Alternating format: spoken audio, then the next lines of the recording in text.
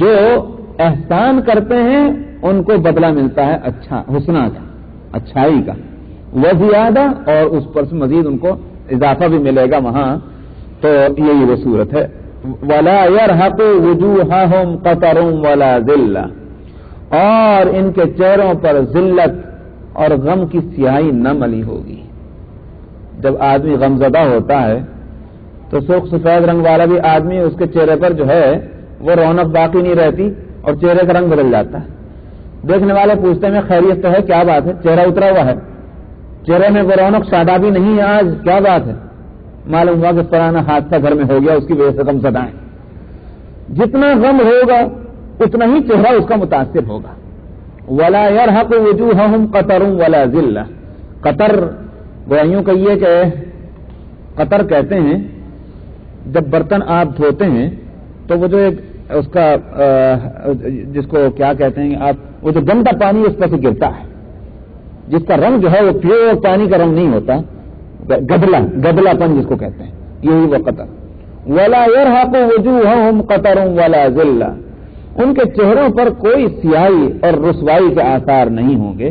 چہرہ چمک اور دمکتا ہوا ہوگا، اس لیے کہ خوش ہیں تو خوشی کے آثار نمایاں ہوں گے وہاں چہرے سے. اولئک اصحاب الجنہ، یہی جنت والے ہوں گے، ہم فیہا خالدون، ہمیشہ ہمیشہ اس میں رہیں گے. والذین کسبوا السیئات جزاء سیئۃ بمثلھا وترہقہم ذلہ. اور جنہوں نے برائیاں کمائی ہوں گی، کمائی کا لفظ پہلے بھی آ چکا، میں اس کو بتلا چکا ہوں. کمائی کیوں کہتا ہے قرآن؟ اس لیے کہ نادانستہ بے ارادہ خطا ہو جانا معاف ہے. کسب ہوتا ہے جب کوئی چیز ارادہ کر کے، محنت کر کے، ایکشن کے ذریعے سے کی جائے، وہ مراد نہیں ہے. والذین کسبوا، تو ایک اتفاق سے کوئی خطا نہیں ہوئی ہے، بلکہ ارادہ کر کے خوب فیصلہ اچھی طرح سے سوچ سمجھ کر کے وہ انسان وہ برائی کر رہا ہے. والذین کسبوا السیئات، اور جن لوگوں نے برائیاں کمائی ہیں، برائی کا بدلہ اسی جیسی برائی سے دیا جائے گا. حق تو یہ تھا کہ اچھائی کا بدلہ جیسے اضافے کے ساتھ مل رہا ہے، برائی کا بدلہ بھی اضافے سے ملتا، مگر یہ اللہ کی مہربانی ہے کہ نیکی کا بدلہ تو اضافے سے ملے گا، برائی کا بدلہ اتنا ہی ملے گا جتنی برائی کی بمثلھا. وترہقہم ذلہ، فرمایا ذلت جو ہے ان کے چہروں پر ملی بھی ہوگی. وترہقہم ذلہ ما لہم من اللہ من عاصم، اللہ سے کوئی ان کو بچانے والا نہ ہوگا. کأنما اغشیت وجوہہم قطعا من اللیل مظلما، وہ جو وہاں قطر کا لفظ آیا تھا کہ ان کے چہروں پر گدلا پن نہ ہوگا، وہ جو غم اور صدمے کے جو آثار ہیں وہ ان پر نمایاں نہیں ہوئی، چہرہ بارونق ہوگا وہاں اہل جنت کا. اس کے مقابلے میں ان کی کیفیت کیا ہوگی؟ یہاں یوں نہیں فرمایا کہ ترہقہم قطر، یوں نہیں فرمایا. قطر تو گدلے پن کو کہتے ہیں. یہاں تو صورت یہ ہے کہ ان کے چہروں پر سیاہی غموں کی اس طرح سے ہوگی. قطر کا لفظ جو ہے بہت ہلکا ہے اس کے واسطے. کیا لفظ لائے وہاں؟ فرمایا کہ کأنما اوشیت، ایسا ہوگا جیسے ان کے چہروں پر رات کی اندھیریوں کے ٹکڑے مل دیے گئے. تو وہاں تو قطر کا نام و نشان نہ ہوگا، وہ گدلا پن بھی نہ ہوگا، اور یہاں غموں کی زیادتی اتنی ہوگی کہ چہروں کے رنگ بالکل کالے پڑ جائیں گے جیسے رات کی اندھیریاں ہوتی. اولئک اصحاب النار، یہ جہنم والے ہوں گے، ہم فیہا خالدون، یہ بھی اس میں ہمیشہ ہمیشہ رہیں گے. وَيَوْمَ نَحْشُرُهُمْ جَمِيعًا ثُمَّ نَقُولُ لِلَّذِينَ أَشْرَكُوا مَكَانَكُمْ أَنْتُمْ وَشُرَكَاؤُكُمْ، اور جس دن ہم سب کو اٹھائیں گے، جمع کریں گے قیامت کے دن، تو ہم کہیں گے مشرکین سے، لِلَّذِينَ أَشْرَكُوا، مشرکین سے کہیں گے مَكَانَكُمْ أَنْتُمْ وَشُرَكَاؤُكُمْ، تم بھی ٹھہرو اور وہ تمہارے معبودین جن کی عبادتیں دنیا میں کیا کرتے تھے تم بھی نہیں ٹھہر جاؤ، ان سب کو وہاں ٹھہرا دیں گے، معبودین بھی اور عابدین بھی. کہاں جائے ٹھہرو، یہاں کہاں بڑھ رہے. فَزَيَّلْنَا بَيْنَهُمْ، اب ان کے درمیان سے وہ جو تکلف، اجنبیت وہ تھی وہ ختم ہو جائے گی. عبادت کرنے والے سمجھ جائیں گے کہ جن کی ہم عبادت کیا کرتے تھے یہ ہیں وہ. مثال کے طور پر تھوڑی دیر کے لیے مان لیجئے کہ مشرکین مکہ کے اندر لات، منات اور یہ جو تھے بت، تو ہر عبادت کرنے والوں نے کہیں ان بتوں کو اس طرح تھوڑی دیکھا تھا کہ پتھر کے بت اصل میں کس کی شکل میں ہیں یہ. پتھر کا کوئی بت جو ہے وہ خود سے نہیں کھڑا گیا تھا، بلکہ کسی انسان کی وہ شکل تھی، وہ انسان کہ جو اپنے دور کا بڑا عظیم انسان ہوتا تھا۔ ٹھیک اسی طرح سے جس طرح سے آپ دیکھ لیجئے کہ چرچوں کے اندر آج کس کے سامنے جو ہے گر گڑاتے ہیں کھڑے ہو کر، حضرت عیسیٰ علیہ السلام کے بت کے سامنے، حضرت عیسیٰ علیہ السلام کا بت سامنے ہے، مگر ان میں سے کسی نے حضرت عیسیٰ کو نہیں دیکھا۔ ایک جب بت وہ سامنے ہوتا ہے تو تصور ان کا یہ ہوتا ہے کہ ہم حضرت عیسیٰ کی ریسپیکٹ کر رہے ہیں یا ورشپ کر رہے ہیں، جو بھی کچھ کر رہے ہیں، لیکن حضرت عیسیٰ کو نہیں دیکھا۔ ایک میں نے مثال دی ہے۔ تو جتنے معبودین ہوں گے، عبادت کرنے والے، ان کو نہیں دیکھے ہوئے دنیا میں، لیکن قیامت میں کیا ہوگا؟ ان سب کو یکجا کیا جائے گا، عبادت کرنے والوں کو بھی اور معبودین کو بھی، اور ان کے درمیان وہ جو اجنبیت جو تھی اس کو ختم کر دیا جائے گا۔ اب پتہ چل جائے گا عبادت کرنے والوں کو، اوہو یہ تھے وہ جو جن کی ہم عبادت کیا کرتے تھے۔ یہ ہے فَزَيَّلْنَا بَيْنَهُمْ وَقَالَ شُرَكَاؤُهُمْ مَا كُنْتُمْ إِيَّانَا تَعْبُدُونَ۔ لیجیے صاحب، اب وہاں جن کو اللہ کا شریک بنایا تھا، جن کو معبود بنایا تھا، وہ کہیں گے تم ہماری عبادت کب کرتے تھے جی؟ ہماری عبادت تو تم نہیں کرتے تھے۔ کیا مطلب؟ یہ کیوں کہلوایا جائے گا؟ یہ اس واسطے کہ بے وقوفوں تمہیں پتہ چل گیا، جن کے واسطے تم نے ساری عمر ماتھے رگڑے، ان کو پتہ ہی نہیں ہے کہ تم ان کی عبادت بھی کیا کرتے تھے، ان کا علم اتنا بھی نہیں ہے کہ تم نے تو جانے کھپا دی ان کے واسطے اور ان کو پتہ ہی نہیں چل رہا۔ مرغی گئی اپنے جان سے، کھانے والوں کو مزہ ہی نہ آیا۔ یہی بتایا کہ صاحب جن کے لیے تم نے ماتھے رگڑے ہیں، ان کو اتنا بھی پتہ نہیں ہے کہ کچھ لوگ ہماری عبادت کرنے والے ہیں۔ یہ اس واسطے ان سے کہلوایا جائے گا ما کنتم ایانا تعبدون، اور اس کے بعد کہیں گے فکفی باللہ شہیدا بیننا وبینکم ان کنا عن عبادتکم لغافلین۔ مزید وضاحت کے ساتھ کہیں گے اللہ گواہ ہے ہمارے اور تمہارے درمیان، ہم تو تمہاری ان عبادتوں سے بالکل غافل تھے، ہم کو تو پتہ ہی نہیں کہ تم ہماری عبادت کرتے رہو۔ اس لیے کہ معبود، اس سے یہ بتلانا ہے معبود، کم سے کم معبود کے پاس اتنا علم تو ہونا چاہیے کہ اس کو یہ معلوم ہو کہ کون میری پرستش کر رہا ہے، کون عبادت کر رہا ہے، مگر یہ کیسی معبود ہیں کہ ان کو یہی پتہ نہیں ہے۔ تو اس طرح سے مشرکین کے شرک کو باطل قرار دیا گیا کہ اللہ کے علاوہ کسی اور کی عبادت کرنے کا یہ نتیجہ نکلتا ہے کہ وہ ہوا میں اڑ جاتی ہے، اس کی کوئی حیثیت نہیں۔ ہنالک تبلو کل نفس ما اسلفت، اسی طرح سے ہر جان جو ہے جو کچھ اس نے دنیا میں کیا وہ اس کو وہاں اس کی حقیقت کو پا لے گا۔ تبلیغ کے معنی یہ ہوں گے یہاں وردوا الی اللہ مولاہم الحق، اور اللہ جو ان کا وہ آقا جو برحق آقا ہے، ایک ہی آقا وہ ہے اللہ، یا مولاہم الحق ان معبودین کے مقابلے میں لایا گیا۔ انہوں نے تو اوروں کو بھی آقا بنا رکھا تھا، لیکن جو برحق آقا ہے، صحیح طور پر جو آقا ہے، انہی کی طرف ان کو لوٹ کر جانا ہے۔ وَضَلَّ عَنْهُمْ مَا كَانُوا يَفْتَرُونَ، اور وہ سب جن کو گھڑا گیا تھا معبود، وہ سب کے سب جو ہے وہ سب بھول بھلیاں میں چلے جائیں گے، وہاں کوئی معبود کام نہیں آئے گا۔ قُلْ مَنْ يَرْزُقُكُم مِّنَ السَّمَاءِ وَالْأَرْضِ أَمَّنْ يَمْلِكُ السَّمْعَ وَالْأَبْصَارَ وَمَنْ يُخْرِجُ الْحَيَّ مِنَ الْمَيِّتِ، فرمائیں کہ اچھا تمہیں ان سے پوچھو، کہو ان سے، ان مشرکین سے جو اللہ کے علاوہ اوروں کی عبادت کرتے ہیں اور اوروں کی مدد اور نصرت پر ان کو بڑا اعتماد ہے دنیا میں، ان سے پوچھو، کہو کون ہے تم کو جو آسمان سے اور زمین سے رزق دیتا ہے؟ آسمان سے رزق دینا، جو ہم کو ملتا ہے، بارش آسمان سے گرتی ہے، زمین سے اگتی ہے غذا، تو اس بات سے آسمان بھی شریک ہے اور زمین بھی شریک ہے۔ قُلْ مَنْ يَرْزُقُكُم مِّنَ السَّمَاءِ وَالْأَرْضِ، کون ہے جو رزق دیتا ہے تم کو آسمان سے اور زمین سے؟ کیا کوئی ہے جو مالک ہو تمہارے سننے کی طاقت کا، دیکھنے کی طاقت کا؟ تمہاری یہ سننا اور دیکھنا یہ کس نے تم کو دے رکھا ہے؟ ایک اندھا ہو جائے کوئی شخص، خدا نہ خواستہ، پھر کیا کوئی اس کے آنکھوں کی اس روشنی کو واپس دے سکتا ہے؟ کوئی ہے؟ کسی کے کان چلے جائیں، کوئی ہے جو اس کا کان واپس مل جائے، دے دے اس کو؟ یہ ہے وَمَنْ يُخْرِجُ الْحَيَّ مِنَ الْمَيِّتِ، اور کون ہے جو نکالتا ہے زندہ کو مردہ سے؟ زندہ کو مردہ سے مرغی نکلتی ہے انڈے سے، انڈا جو ہے مردہ ہے، سمجھنا؟ انسان اور جاندار نکلتی ہے نطفے سے، نطفہ ہے بے جان ہے، اور اس سے چیز نکلتی ہے جاندار، بیج ہے بے جان، اس سے درخت اور پھول اور پتیاں نکلتی ہے جاندار۔ تو یہ ساری زندہ چیزیں، جاندار چیزیں، بے جان چیزیں سے کون نکالتا ہے؟ وَيُخْرِجُ الْمَيِّتَ مِنَ الْحَيِّ، اور پھر زندہ سے بے جان کو نکالتا ہے، انڈے میں سے مرغی، مرغی میں سے انڈا، بیج کے اندر سے درخت، درخت کے اندر سے بیج، نطفے سے انسان، انسان سے نطفہ، یہ کون کر رہا ہے؟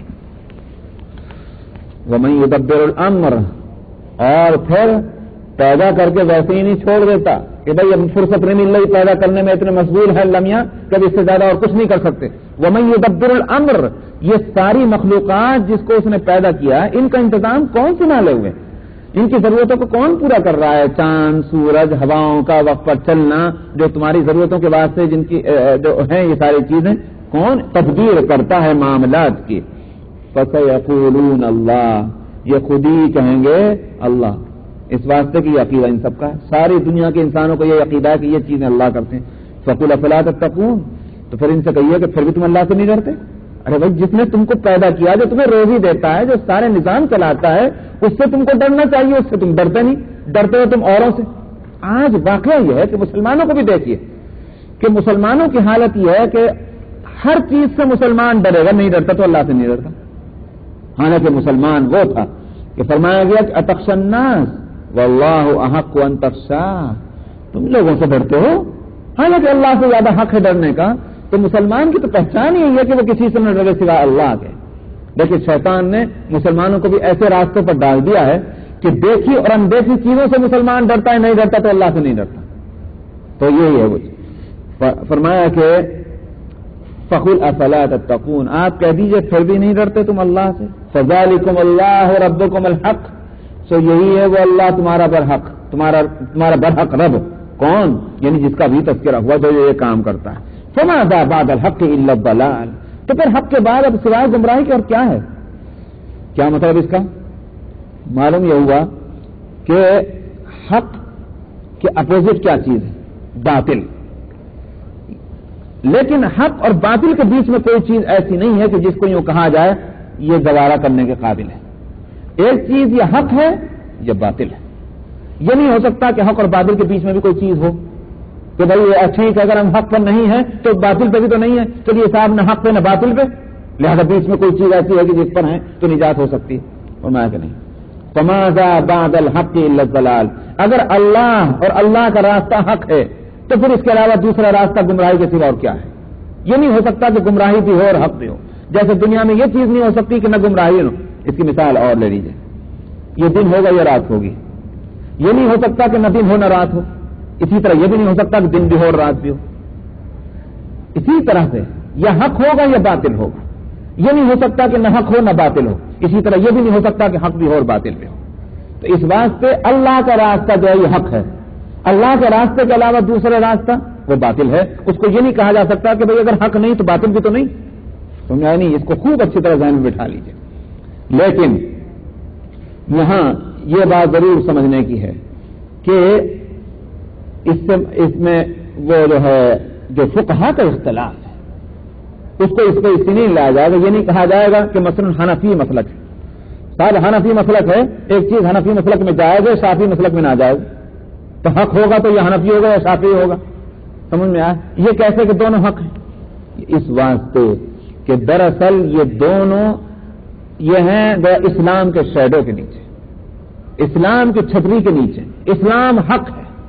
اسلام جب حق ہے اس کے نیچے رہ کر جو اختلاف ہوگا جزئیات کا وہ حق ہی کے اندر کا اختلاف ہے، وہ حق اور باطل کا اختلاف نہیں. ہاں اسلام سے باہر کی جو چیز ہوگی وہ باطل ہوگی جو اسلام سے، لیکن اسلام کے اندر کی جو اختلافات ہیں اسی واسطے حدیث میں فرمایا کہ اختلاف امتی رحمت واسعہ، میری امت کا اختلاف جو ہے وہ بڑی رحمت ہے. وہ اس لیے کہ وہ امت کا اختلاف اسلام کے دائرے میں ہوگا، اسلام کو غیر اسلام سے کے درمیان نہیں ہوگا وہ اختلاف، بلکہ اسلام کے دائرے. تو اسلام کے دائرے میں وہ اختلاف اس واسطے رحمت کہا گیا کہ جتنے قانون کے اندر فلیکسیبلٹی ہوگی اتنا ہی جو ہے وہ قانون اچھا ہوگا. تو یہ اسلام کی فلیکسیبلٹی کا جو تقاضا ہے اس کا یہ اثر ہے، اس کا یہ نتیجہ ہے کہ فقہا کے درمیان اختلاف ہوا اور وہ اختلاف جو ہے وہ اسلام کے دائرے میں ہے. وہ یہ تو اس کو اپنا لو، اس کے بعد اگر دوسرا راستہ ہوگا وہ باطل ہوگا، بیچ میں کوئی صورت نہیں ہے حق کی.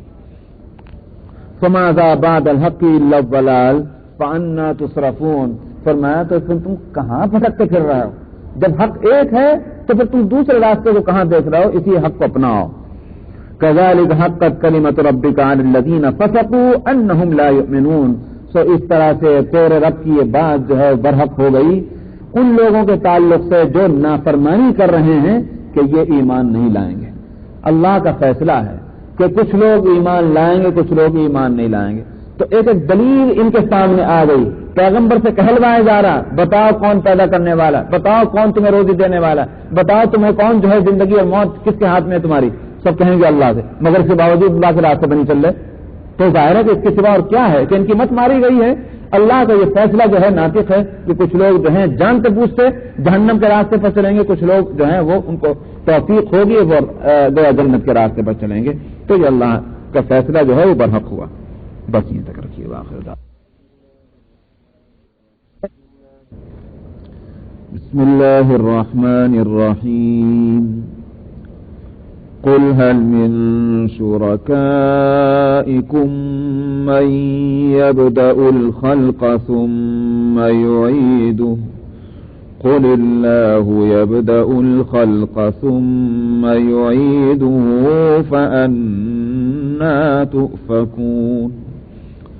कुल हल मिन शुरकाइकुम मन यहदी इलल हक़्क़ कुलिल्लाहु यहदी लिल हक़्क़ अफमन यहदी इलल हक़्क़ अहक़्क़ु अन युत्तबअ अम्मन ला यहद्दी इल्ला अन युहदा फमा लकुम कैफ तहकुमून।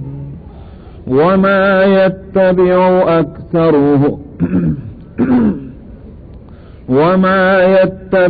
अक्सरुहुम इल्ला ज़न्ना इन्नज़्ज़न्न ला युग़नी मिनल हक़्क़ि शैआ इन्नल्लाह अलीमुम बिमा यफ़अलून।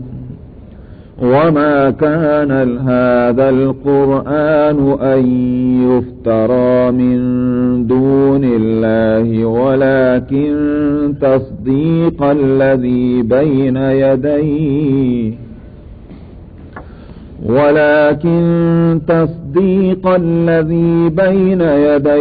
वतफ़सील الكتاب ला रैब फ़ीहि मिन रब्बिल आलमीन।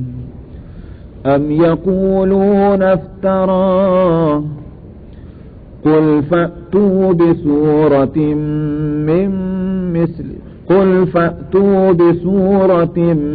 मिस्लिही वद'ू मन इस्ततअतुम मिन दूनिल्लाहि इन कुंतुम सादिक़ीन।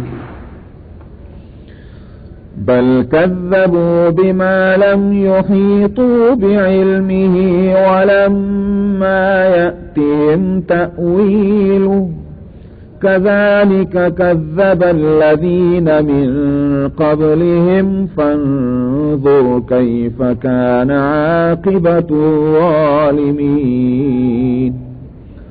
वमिनहुम मन यु'मिनु बिही वमिनहुम मन ला यु'मिनु बिही वरब्बुक अअलमु बिल्मुफ़्सिदीन।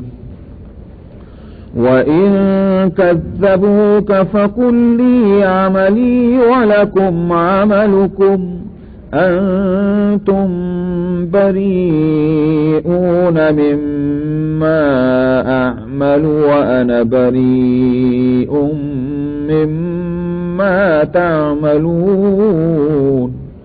वमिनहुम मन यस्तमिऊन इलैक अफ़अन्त तुस्मिउ अस्सुम्म वलौ कानू ला याक़िलून। वमिनहुम मन यंज़ुरु इलैक अफ़अन्त तुस्मिउ अस्सुम्म वलौ कानू ला याक़िलून। वमिनहुम मन यंज़ुरु इलैक अफ़अन्त तहदिल उम्य वलौ कानू ला युबसिरून।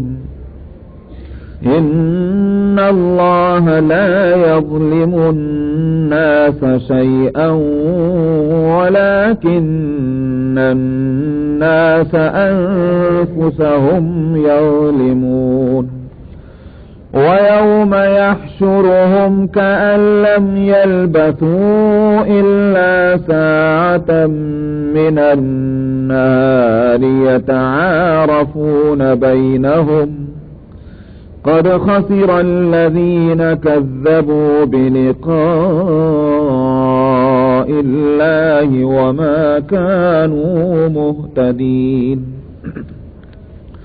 وإما نرينك بعض الذي نعدهم أو نتوفينك فإلينا مرجعهم ثم الله شهيد على ما يفعلون ولكل أمة رسول فإذا جاء رسولهم قضي بينهم بالقسط وهم لا يظلمون ويقولون متى هذا الوعد إن كنتم صادقين قل لا أملك لنفسي ضرا ولا نفعا إلا ما شاء الله لكل أمة أجل إذا جاء أجلهم فلا يستأخرون ساعة ولا يستقدمون قل أرأيتم إن أتاكم عذابه بياتا أو نهارا ماذا يستعجل منه المجرمون أثم إذا ما وقع آمنتم به الآن وقد كنتم به تستعجلون ثم قيل للذين ظلموا ذوقوا عذاب الخلد هل تجزون إلا بما كنتم تكسبون صدق الله العظيم.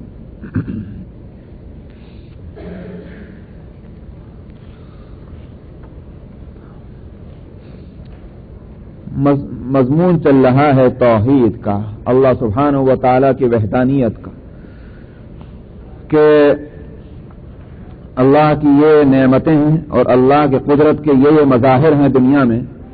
اب اس صورت میں عبادت دوسروں کی کرنے کے کیا معنی، یہ مضمون تھا، اسی کا یہ حصہ ہے.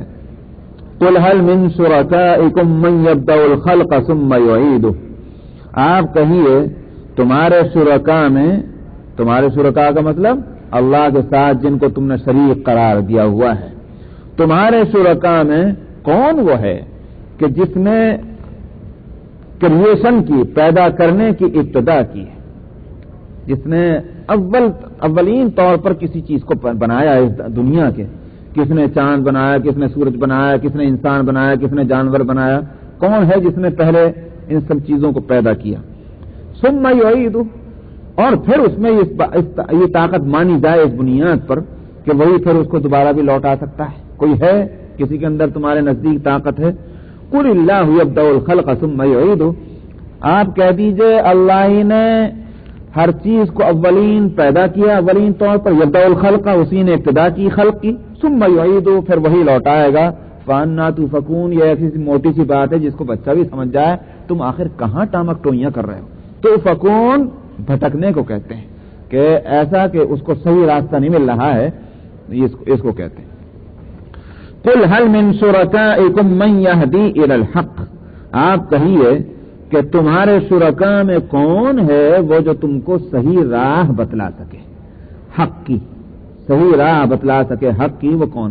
یہ تو ساری دنیا میں ہر جگہ ہے کہ بھئی دو راستے ہیں، ایک غلط ایک صحیح.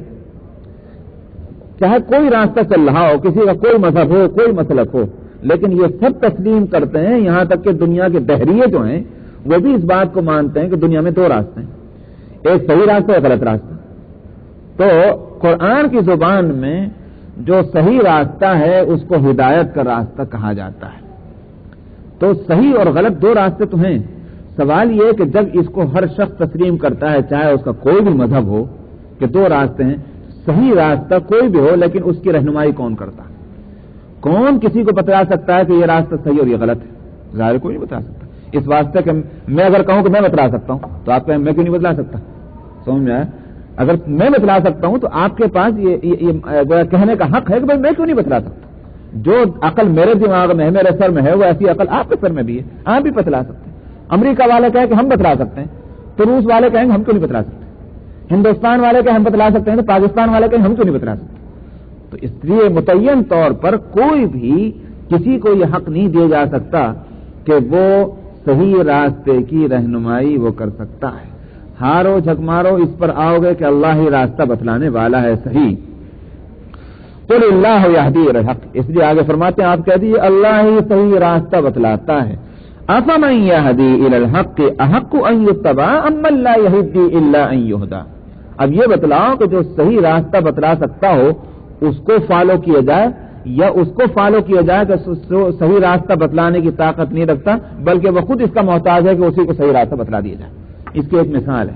اس کی مثال یہ ہے کہ اگر آپ کو یہاں سے باہر جانا ہے اور آپ کو پتہ نہیں میں کدھر کو جاؤں, ظاہر ہے کہ آپ کس سے پوچھیں گے, کس کو فالو کریں گے؟ جو آنکھوں والا ہے, جو راستوں سے واقف ہے, اس کو آپ فالو کریں گے تب آپ باہر پہنچ جائیں گے.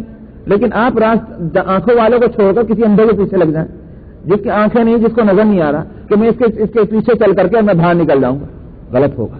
اس لیے کہ اندھا جو ہے وہ خود محتاج ہے کہ کوئی اس کا ہاتھ پکڑ کر لے جائے اور اس کو باہر تک پہنچا دے. تو جو خود ہدایت کا محتاج ہے اس کو پیروی کرنا, اس کو فالو کرنا کہاں کی عقل مندی کی بات ہے. تو اللہ ہدایت دینے والے ہیں, لہذا اللہ ہی کی پیروی ہو, اللہ ہی کے احکام کو فالو کیا جائے, نہ کہ کسی اور کو. فما لکم کیف تحکمون, تمہیں کیا ہو گیا, تم کیسے فیصلے کرتے ہو. یعنی یہ موٹی موٹی باتیں ہیں کہ ایک چھوٹی سی عقل رکھنے والا معمولی وہ بھی باتیں سمجھ سکتا ہے, لیکن تم جیسے ترم خاں قسم کے لوگ یہ ساری دنیا کی عقلیں تم اپنے پاس مانتے ہو, لیکن یہ بات نہیں تمہاری سمجھ میں آتی کہ معبود صرف ایک اللہ ہے اور اسی کے احکام پر تم کو چلنا ہے. یہ بات سمجھ میں نہیں آتی. تو واقعی آج بھی دیکھ لیجئے تماشا کہ مذاہب کی اس جمگھٹے کے اندر دنیا میں کیا اکثریت اور میجارٹی حق والوں کی ہے, باطل والوں کی ہے؟ سب غلط راستے پر ہیں اور سب عقل مند ہیں. ان کو دیکھا جائے تو دنیا والے ان کو عقل مند کہتے ہیں, مگر جو اس معاملے کے اندر آ کر کے کہ جو ایک بچہ بھی اگر عقل پر زور دے کر کے اور فیصلہ کرے تو اسی فیصلے پر پہنچے گا. وجہ اس کی یہ ہے کہ اصل میں ایک بات ہم بتلائیں, اور وہ یہ ہے کہ معاملات میں غور کرنے کے واسطے انسان کو اپنے ماحول اور ایٹماسفیئر اور انوائرمنٹ سے اگر آزاد ہو کر کے وہ سوچ سکتا ہے تو سوچے, تبھی اس کو صحیح راستہ ملے گا. کیونکہ ہم لوگ جو ہیں وہ عادی ہیں اس بات کے کہ ہم جو کچھ سوچتے ہیں وہ اس انوائرمنٹ میں سوچتے ہیں, اس سے آزاد ہو کر نہیں سوچتے. تو وہ جو ماحول کا جو اثرات ہیں اس آئینے میں ہم دیکھیں گے, اس سے باہر نہیں. ہم کو وہ چیز نظر آئے گی جو ماحول میں ہے. تو یہ ہے اصول. مثلا آج تھوڑی دیکھ لی میں ایک بات کہتا ہوں, اس ملک کے اندر جو اکانومی کا سسٹم ہے, مسلمانوں کی بڑی تعداد اس بات کو تسلیم کرتی ہے کہ غلط ہے شرعی اعتبار سے, لیکن اس کے ساتھ بھائی جب غلط ہے تو اس سے چھٹکارے کی کوئی راہ سمجھ میں نہیں آتی. جب سوچیں گے اکانومی کے پوائنٹ پر تو ہر ایک یہ سمجھ میں آئے گا کہ یہی راستہ ہے, کامیابی کا راستہ یہی ہے. اکانومی کو مضبوط کرنا ہے اگر کسی ملک کے تو راستہ یہی ہے. کیوں سمجھ میں آتا ہے؟ اس واسطے کہ ماحول یہ بن چکا ہے. اب اس ماحول میں ہم جب سوچیں گے تو انہی سارے خانوں میں ہم جو ہے وہ مہرے فٹ کرتے چلے جائیں گے. اس سے آگے ہمارے پاس کھانے نہیں جس میں ہم فٹ کریں. سمجھ میں آئے؟ اسی کو میں کہا کرتا ہوں کہ آج کئی صدیوں سے تقریباً ایک ذہن یہ بن چکا ہے کہ نظام اجتماعیت جو ہے, نظام اجتماعیت جو کمیونٹی کا ایک سسٹم جو ہے, چاہے وہ ایک محلے کے ہو, چاہے ایک بستی کے ہو, چاہے ایک کنٹری کا ہو, سمجھ میں آیا, چاہے ایک آرگنائزیشن کا ہو, یہ جو اجتماعیت کا جو سسٹم ہے یہ صدیوں کی محنت کے نتیجے میں ایک ماحول یہ بن گیا کہ شاید یہ جمہوریت کے طرز پر ہونا چاہیے, جمہوریت کے بیس پر. اب ہمارے ذہن میں آ گیا. اب ہم جب کوئی ادارہ قائم کرنے بیٹھیں گے, جب کوئی اجتماعیت کی کوئی ایک سسٹم ہم بنانے بیٹھیں گے, ہم جمہوریت سے آگے یہ سوچ نہیں سکتے. کیوں؟ اس لیے کہ انوائرمنٹ یہی ہے، یہی ماحول ہے، یہ بن چکا ہے. ہم اس سے اگر الگ ہو کر سوچنا چاہیں گے تو لوگ ہم کو سوچنے نہیں دیں گے. یہ ماحول کا دباؤ ہوتا ہے. سمجھ میں آیا؟ ماحول کے دباؤ کا آج اثر یہ ہے، اسلام کی 14 صدیوں کی تاریخ اگر ان میں سے اس صدی کو نکال دیں آپ تھوڑی دیر کے لیے مان لیجئے، تو اس لیے کہ اس صدی کے اندر تو حکومتیں بدل گئیں، اسی کو میں کہتا ہوں کہ تقریباً کئی صدیوں کی محنتوں کے نتیجے میں یہ ہوا. اچھا صاحب، اسلام کی طویل تاریخ وہ ہے کہ جس میں مسلم حکومتوں کے اندر بادشاہت رہی ہے. اس کو آپ تسلیم کریں گے؟ سمجھ میں آیا نہیں؟ مسلم حکومتیں جو ہیں ان میں بادشاہت رہی ہے، صدیوں تک یہ سسٹم چلا. لیکن دوسروں کو چھوڑ دیجیے، میں آپ سے سوال کرتا ہوں، کیا خیال ہے آپ کا بادشاہت کے تعلق سے؟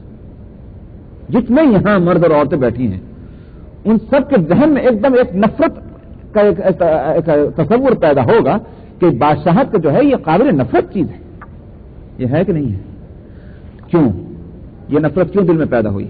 اس واسطے کہ تاریخ کی کتابوں میں، ہسٹری کی بکس میں یہ لکھا ہوا ہے، جس طرح کی بھی چیز لکھی گئی ہے اس سے جو ذہن بنتا ہے وہ بنتا ہے کہ سارے بادشاہ عیاش تھے، بدماش تھے، غنڈے تھے، لٹیرے تھے. سمجھ میں آیا؟ یہ شرابی تھے، زانی تھے. یہ تھا، یہ سارے نقشہ ہیں ہمارے ذہنوں میں بادشاہوں کا، اس کے سوا کچھ اور تو نہیں. ظاہر بات ہے کہ جب یہ ہے تو ہمیں نفرت کرنی چاہیے، ان افراد سے بھی کرنی چاہیے، اس سسٹم سے بھی کرنا چاہیے.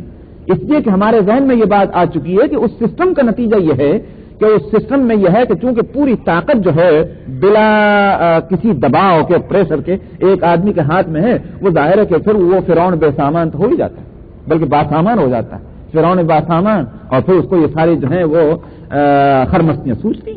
تو اس سسٹم کا یہ اثر ہے.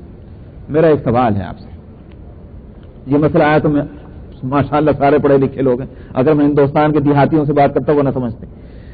سوال یہ ہے کہ غنڈہ گردی، عیاشی، اسی طرح سے گواہیوں کا یہ کہ جرائم کی لمبی چوڑی فہرست کے ساتھ کیا کوئی قوم صدیوں تک اپنے کسی نظام کو چلا سکتی ہے؟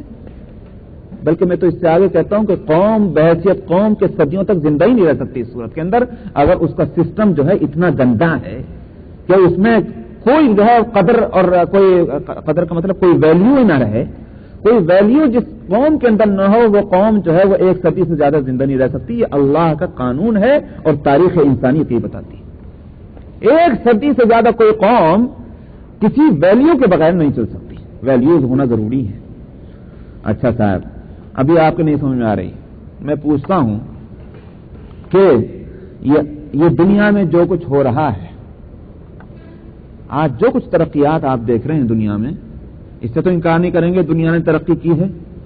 14 صدیوں پہلے جو دنیا تھی آج دنیا اس سے کہیں مختلف ہے، اس کو تو آپ تسلیم کرتے ہیں. اچھا صاحب، ہسٹری کو آپ پڑھ لینا ہے. یورپ میں انقلاب کب آیا، علم کی روشنی وہاں کب پہنچی، اور اسی طرح سے یوں کہیے کہ ریسرچ اور تحقیق اور ترقیات یہ اس میدان میں انہوں نے کب قدم رکھا یورپ نے. امریکہ تو بہت بعد میں ہے نا بھائی، امریکہ تو 2 صدیوں کا امریکہ ہے، لیکن اس سے پہلے تو یورپ تھا. یورپ نے کب رکھا قدم اس میدان میں؟ ہسٹری پڑھ لیجئے. 15 سینچری 14 سینچری سے شروع ہوا، لیکن کھلے طور پر بالکل 15 سینچری سے شروع ہوا ہے، اس سے پہلے نہیں. اس سے پہلے یہ یورپ کی قومیں جنگلی قومیں تھیں، ان کے پاس تہذیب نام کی کوئی چیز نہیں تھی، علم کو یہ نہیں جانتے تھے، ایک پہاڑوں کے اندر رہتے تھے لوگ، بالکل جنگلی وحشی. تو اس وقت کی تاریخوں کو آپ اٹھا کر دیکھ لیں کہ ترکی سے اوپر کی جو ممالک ہیں جو یورپ کے ہیں ان کو وحشی قبائل کہا جاتا ہے. اس زمانے کی ہسٹری آپ پڑھ لیں، وحشی قبائل ان کو کہا جاتا تھا. تو 15 سینچری سے یورپ میں علم اور ترقیات آئی ہیں. اچھا صاحب، اب سوال یہ ہے کہ 14 صدیوں میں، اور 14 صدیوں کی ابتدا جب ہم کہتے ہیں تو وہ ماننی پڑتی آپ کو 6 یعنی 6ٹھی صدی سے. نبی کریم صلی اللہ علیہ وسلم دنیا میں آپ نے نبوت کا جو اعلان فرمایا وہ 6ٹھی صدی میں. تو 6ٹھی صدی سے 15ویں صدی تک کا جو فاصلہ ہے، اس وقت دنیا میں اگر کسی کے پاس علم ہے، حکمت ہے، ترقیات کے ذرائع ہیں تو وہ مسلمان قوم ہے. یہ ہسٹری کا مسلمہ ایک وہ ہے، ایک مطلب یہ کہ تسلیم شدہ ایک وہ ہے جس کو کہیے نظریہ ہے. کہ 6वीं صدی سے لے کر اور 15 سنچری تک دنیا میں اگر کوئی قوم وہ تھی کہ جس کے پاس کلچر تھا، تہذیب تھی، تمدن تھا، تو وہ مسلمان قوم تھی۔ ایک طرف یہ بات اور دوسری طرف یہ بات کہ مسلمانوں کا سسٹم میں عیاشی تھی، غنڈہ گردی تھی، بدماشی تھی، زناکاری تھی، شراب خوری تھی۔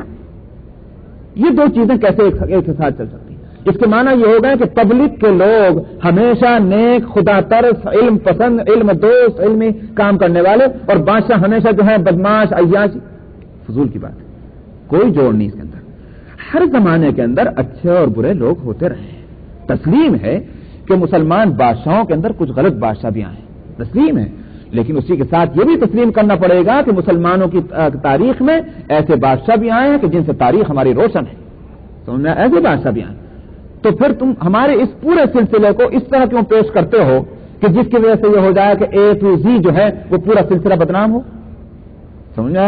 یاد رکھیے، اب میں آپ کے ذہن میں سوال پیدا ہو رہا ہوگا، ہماری تفصیل تو رہ جاتی ہے مگر مضمون بھی اہم ہے۔ آپ کے ذہن میں سوال پیدا ہو رہا ہوگا کہ کیا پڑی تھی ان کو ہمارے اس سلسلے کو بدنام کرنے کی، کیوں بدنام کیا؟ کیا ان کا نقصان ہو رہا تھا؟ سوال پیدا ہو سکتا ہے۔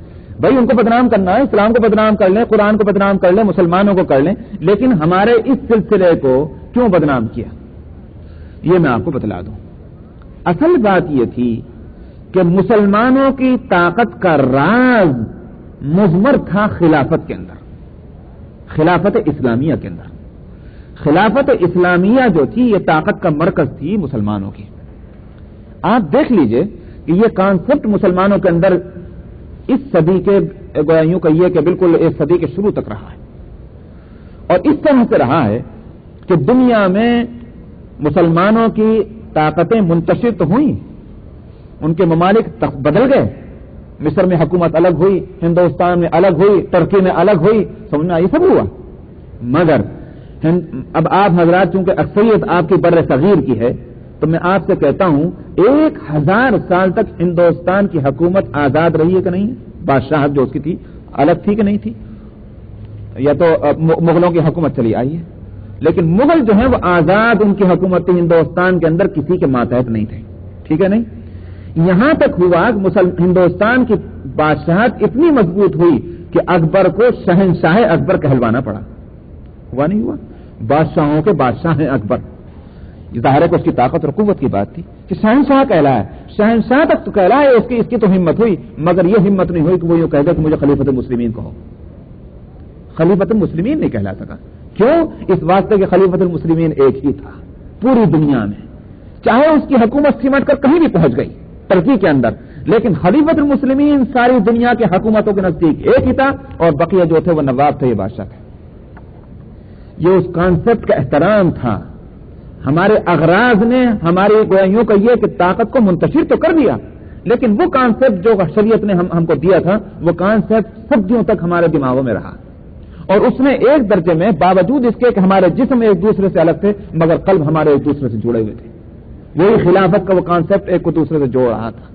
اسی واسطے یورپ نے جب اس راز کو پایا تو جہاں اس نے اور ذریعوں سے ہمارے گویوں کا یہ تاریخ کو برباد کرنے کی کوشش کی اور ہم پر حملے کیے، وہاں یہ بھی حملہ کیا کہ اس نے تاریخ خلافت کو عملاً بھی توڑ دیا اور ساتھ میں ہمارے ذہنوں سے بھی اس خلافت کے اس کانسیپٹ کو ختم کیا۔ سمجھا؟ تو اسی واسطے ہندوستان اور پاکستان اور عرب ممالک کے جو صاحب فکر لوگ تھے، صاحب دل لوگ تھے، ترکی کی اس کمزور اور بیمار خلافت کے ٹوٹنے پر دھاڑے مار مار کر کیوں روئے؟ اسی بات سے روئے کہ 13 صدیوں سے جو چیز چلی آ رہی تھی کیسی بھی تھی وہ چلی آ رہی تھی، وہ آج ختم ہوئی ہے، اور یہ ان کو نظر آیا تھا کہ اب یہ پھر دوبارہ قائم ہونے والی نہیں ہے، اس لیے کہ ذہنوں میں اب سے کوئی گنجائش نہیں۔ چنانچہ آپ دیکھ لیجئے کہ آج دنیا میں جہاں کوئی یہ مسئلہ اٹھتا ہے، جہاں یہ چاہے نام نہ ہو خلافت کا، لیکن جب اس کانسیپٹ کو لانے کی کہیں بھی کوشش ہوتی ہے دنیا کی ساری طاقتیں اس کے مقابلے پر آ جاتی ہیں۔ آج مصر کے اندر جو اسلامی تحریکات ہیں جب کبھی اٹھتی ہیں ان کو اسی طرح سے کچلا جاتا ہے۔ فلسطین کے اندر جب وہ تحریک اٹھتی ہے تو آپ دیکھ لیجئے اس پر جو ہے یہ طاقتیں راضی ہیں کہ صاحب ٹھیک ہے ہم تم کو غازہ دے دیں گے، لیکن اس پر راضی نہیں ہے کہ وہاں فلسطین کے اندر اسلام پسند تحریک جو ہے وہ اٹھ جائے، اس کے لیے کوئی تیار نہیں۔ سیریا کے اندر انہی کو وہ اپنے ایجنٹ کو مقرر کر دیا جاتا ہے کہ وہاں اسلام پسند تحریکوں کو اس طرح سے کچل دو کہ اگر کسی کے منہ پر داڑھی دیکھو تو جیل میں ٹھوس دو. کہیں ایسا نہ ہو کہ یہ دیندار لوگ جو ہیں کہیں ان میں طاقت آ جائے اور یہاں تحریکات اسلامی جو ہیں وہ پھر اتنی مضبوط ہو جائیں کہ کسی وقت خلافت پھر قائم ہو سکے. یہ سارا تماشا ہے. تو ہم لوگ اس کو نہیں سمجھتے. ہم کبھی اگر ہم لوگ اپنے ذہن کو فارغ کر کے اور ہسٹری کا مطالعہ کریں، اسلامک ہسٹری کا بھی اور یورپ کی تیار کی ہوئی ہسٹری کا بھی، مگر آنکھوں کو بند کر کے نہیں بلکہ کھلے رکھ کر کے، تو ہم کو سمجھ میں آئے گا کہ ہمیں برباد کرنے کی صدیوں سے کس طرح کوششیں ہوئی ہیں. تو بہرحال میں عرض کر رہا تھا کہ آج کے ماحول میں ہم جب کسی آرگنائزیشن کی بات سوچتے ہیں اور اجتماعیت کی بات سوچتے ہیں تو ہم کو وہی نقشہ سمجھ میں آتا ہے. تو ہم اگر کوئی شخص انوائرمنٹ سے آزاد ہو کر سوچے تو پھر اس کو سمجھ میں آئے گا. اس لیے میں اس پر بات کہہ رہا تھا کہ دنیا میں عقل مندوں کی کثرت ہے، بڑے بڑے عقل مند ہیں، لیکن یہ چھوٹا سا مسئلہ کہ راہ حق کہاں ہے، سمجھ میں آئے دین کی حق راہ کہاں ہے، وہ ان کو نظر نہیں آتی. کیوں نظر نہیں آتی؟ اس واسطے کہ ساری عقل مندیوں کے باوجود وہ اپنے اس ماحول میں رہ رہا ہے کہ جس ماحول سے آزاد ہو کر وہ دین کے بارے میں نہیں سوچ سکتا. ایک کرسچن ہی کے ماحول میں رہ کر سوچے گا دین کے سلسلے میں، ایک یہودیت کے ماحول ہی میں سوچے گا دین کے تعلق سے، اس سے آزاد نہیں. تسلیم ہے کہ ایک مسلمان بھی اسلام کے ماحول میں سوچے گا، تسلیم ہے. لیکن میری گزارش یہ ہے اور میرا عرض کرنا یہ ہے کہ اگر ماحول سے آزاد ہو کر اگر کوئی شخص سوچے تو یہ موٹی موٹی باتیں اس کے سمجھ میں آ جائیں گی. چنانچہ آپ دیکھتے ہیں یہاں جو لوگ بھی مسلمان ہو رہے ہیں، کیوں ہو رہے ہیں؟ اس واسطے کہ انہوں نے اپنے اس ماحول سے باہر نکل کر کے جب اسلام کو دیکھا ان کے فوراً سمجھ میں آیا کہ اسلام جو ہے مذہب حق ہے. ہماری کسی کوشش سے کوئی مسلمان نہیں ہو رہا، وہ ہو رہے ہیں اپنی ہی گوہیوں کا یہ اہلیت سے کہ انہوں نے اپنے ماحول سے نکل کر چاہے بال اختیار یا بلا اختیار جب اسلام کو انہوں نے قریب سے تھوڑا سا بھی دیکھا، ایک نظر بھی، ان کو سمجھ میں آ گیا کہ اسلام حق ہے. تو اس لیے یہ بات جو کہی قرآن شریف نے، فما لکم کیف تحکمون، کیا ہو گیا تم کو، تم کیسے فیصلے کرتے ہو؟ یعنی یہ بے عقلی کے فیصلے ہیں. عقل بھی ہو تو یہ فیصلہ تمہارا نہیں ہونا چاہیے تھا. وما یتبع اکثرهم الا ظنا ان الظن لا یغنی من الحق شیئا. فرمایا کہ ان میں سے اکثر لوگ جو ہیں وہ ایک گمان کے پیچھے چلتے ہیں، اور ان الظن لا یغنی من الحق شیئا، یقین کے معاملے میں گمان سے کیا کام؟ سمجھا؟ ایک طرف یقین ہے، دوسری طرف گمان ہے. تو تم گمان سے جو ہے یقین کو کیسے پاؤ گے؟ ابھی یہ بات کیوں کہی گئی؟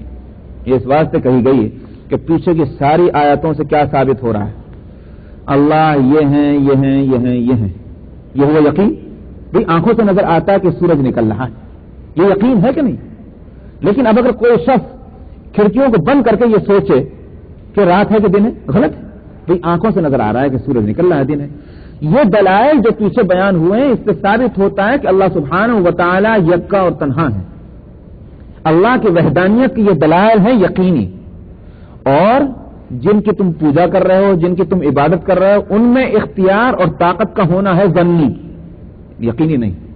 پتھر کے بت میں طاقت ہے، کہاں نظر آ رہی طاقت؟ نظر آتی گئی؟